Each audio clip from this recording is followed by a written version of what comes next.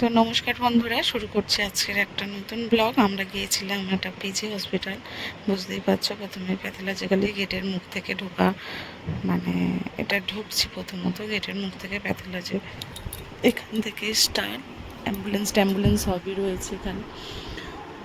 আর এটা মানে পিজিতে যাওয়া মানে সারাদিনের খেলা, বুঝতেই পারছো। তো লাস্ট পিজিতে গিয়েছিলাম আমার শ্বশুর মশাইকে নিয়ে, তারপর এখন আবার যাচ্ছি আমার ছেলেকে নিয়ে।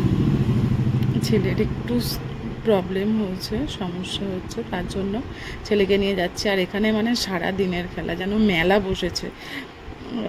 ওয়ার্ড বয়গুলো এখানে যাচ্ছে, তো আমি দেখাবো। আমার নিজেরও দেখাতে গিয়েছিলাম একটু, আই বিভাগে আমি দেখাতে গিয়েছিলাম, তো একটু ছোট ছোট ক্লিপ নিয়েছি। সবাই আছে সেখানে। তো পিজিতে গেলে অনেকে প্রথমত ভুল করে কি বলো তো, ডিপার্টমেন্ট তো চেঞ্জ করে দেয়।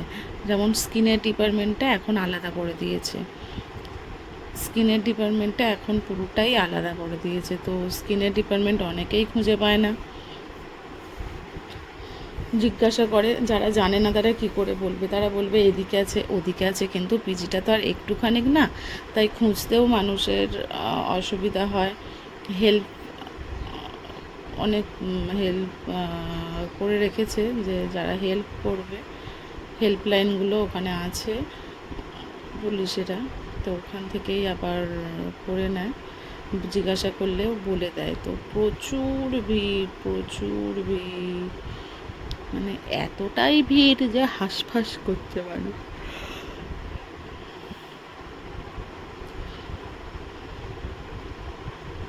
দেখতে দেখতে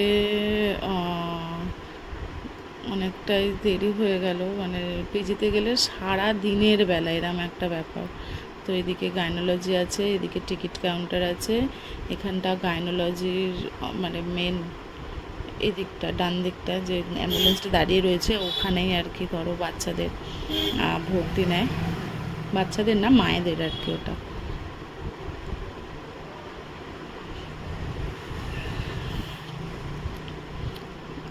মায়েদের গাইনোলজি। আর এখানে যেন মেলা হচ্ছে, সবাই যার যেখানে প্রয়োজন সে সেখানে যাচ্ছে। তো আমি যাওয়ার পথে আসার পথে একটু ছোট ছোট ক্লিপ নিয়েছি, যদিও সবার শরীর অসুস্থ যারা, তারাও দেখাতে এসছে। বেশিরভাগ এখানে আউটডোর, মানে সব কিছুরই আছে, ঠিক আছে। আউটডোরে আমরা দেখাচ্ছিলাম। তো অনেকে এসছে, অনেক দূর দূর থেকে এসছে, মালদা থেকে এসছে, এরকমও মানে এখানে ভাড়া ঘর নিয়ে এখানে আছে। এদিকটা গাইনোলজি ব্লক ওই যে দেখাচ্ছে, এটা গাইনোলজি ব্লক। এখানে মায়েদের আউটডোরে দেখায়, আর ওখানে ভিতর দিয়েই এমার্জেন্সি আছে, এমার্জেন্সি রুমে নিয়ে যায়।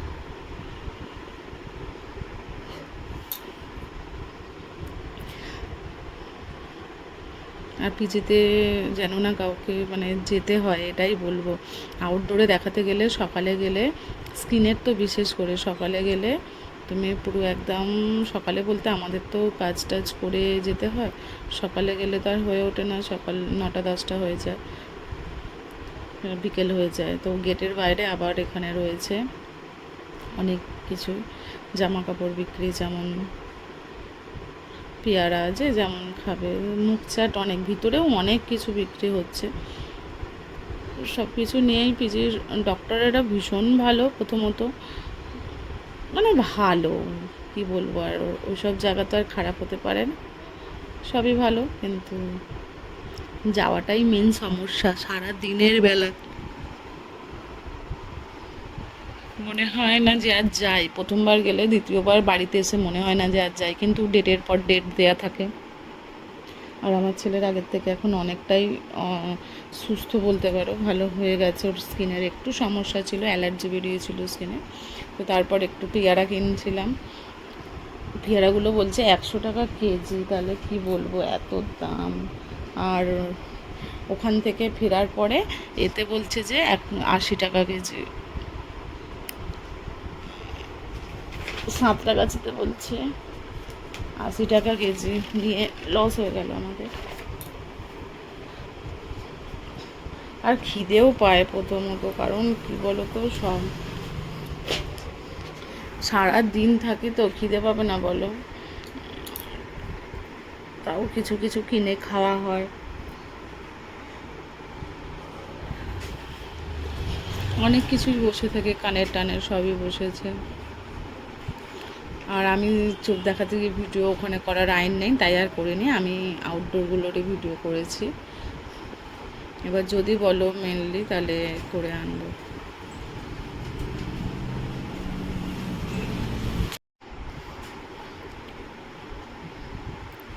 তো গেট থেকে বেরোবার মুখে এই যে মাসিরা দাঁড়িয়ে আছে, মাসিরা পয়সা চাইছে, কি আর বলি। মাসিরা টাকা চাইছে, আমাকে বলছে ব্লগ করতে করতে যাচ্ছিস আর টাকা দিবি না। তো যাই হোক, কিছু দিলাম যেমন সামর্থ্যই। মাসি বলছে, বোঝা যাচ্ছে না যদিও আলো নেই, তারপর ওই যে ওখানে মাসিরা দাঁড়িয়ে আছে, আমাকে যেটা বললো ব্লগ করতে করতে যাচ্ছিস আর দেবি না। আর এখানে 10 টাকা করে লেবু, 10 টাকা 6টা লেবু। তো 10 টাকার 6টা লেবু নিয়ে নিল, আমার মা নিল, আমি আর নিইনি, আমার মা নিয়েছিল।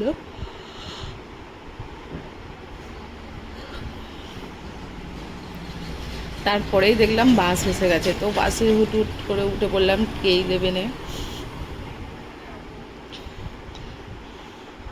আমাদের এখান থেকে K11-এ যাওয়াটাই বেটার আর কি। চুড়িগুলোও কত সুন্দর এখানে, কিন্তু যা নিয়ে যাবে মানে কিনতে কিনতেই টাকা শেষ। আর বাচ্চাদের নিয়ে গেলে তো বুঝতেই পারছো, সব শেষ। প্রচুর দাম নেয়। আর এরা দেখো এত গরমের মধ্যেও বোরখা পরে থাকে, কি করে যে পরে আমি কিছুই বুঝে উঠতে পারি না, যে কি করে পরে। আমরা মনে হয় যে খুলে ফেলি ভাব, আর এরা ঠিক বোরখা পরে থাকে। ওদের কি গরমও হয় না জানি না, ওদের ওটা নিয়ম, পড়তেই হয়। তো আমি 3টে সেফটি পিন নিয়ে নিলাম আবারও।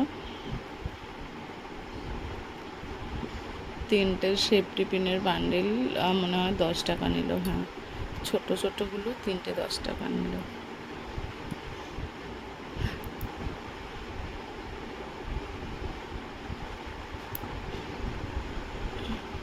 আর যেটা বলার ছিল প্রথমত, যে আমি চোখ দেখাতে গিয়েছিলাম, আমাকে বলল নেত্রনালীটা অপারেশন করতে হবে।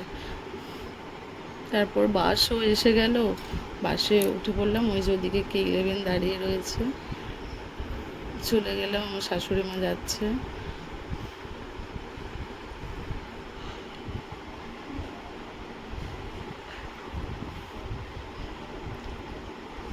উঠে পড়লাম বাসে। আর বাসের এই যে সিট ফাঁকাই থাকে, কারণ 3:30-এর ওভার হয়ে গেছে, কি সিট তো ফাঁকাই থাকে। একটা পাখাও কিনেছিলাম তার মধ্যে। এসে আমার মাও আছে, আমার মাকে বলেছে আবার বাইরে থেকে দেখাতে চোখ গেটে, যে আমি ভীষণই ক্লান্ত হয়ে গেছি। চোখ দেখিয়ে নেত্রনালী অপারেশান, বুঝতেই পারছো একটা ভয় লাগছে, ভয়ের ব্যাপার। তো আমি কিছু বলিনি, আমাকে অনেক টেস্ট দিয়েছে, দেখা যাক কি হয়। তো তোমাদের আশীর্বাদ ভালোবাসায় যেন অপারেশান করতে না হয়, যেন ভালোই হয়ে যায়, এটাই চাইবো।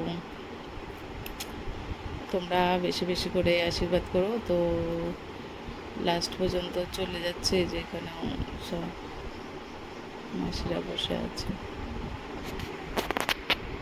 তারপর এই যে বাসে করে ধরো অদ্বিতীয় হুগলি সেতুর ওপর দিয়ে আসা, আগে মানে আগে ভাবতাম বাবা কত দূর, কলকাতায় যাব, দেখো কত সুন্দর লাগছে হুগলি সেতুটা।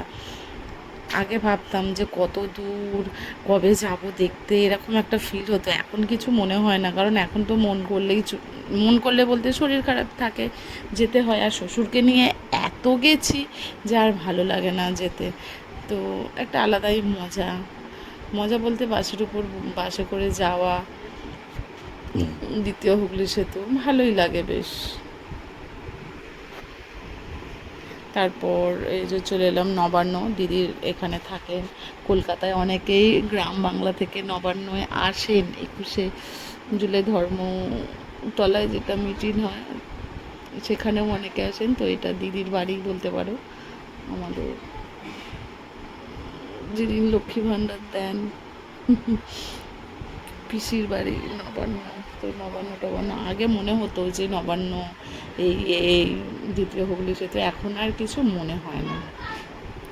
আর বাসে বসেছিলাম, বাসে বসে বসে একটা জিনিস লক্ষ্য করলাম, সত্যি কথা বলতে কি কিছু মানে বলার নেই, এতটাই রোদ্দুর। আমরা পিছনে বসেছিলাম আর প্রচণ্ড তাত আসছিল গরমের,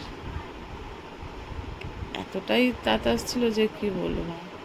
আর তার মধ্যে একজন বাসে বসে বসে আবার ঘুমাচ্ছে। কি করে যে ঘুমাচ্ছে, তারা ডোমজুর নামবে। বাসে বসে বসে কার ঘুমের অভ্যাস আছে আমি জানি না। এই দেখো আমি আবার একটু ভিডিও করলাম।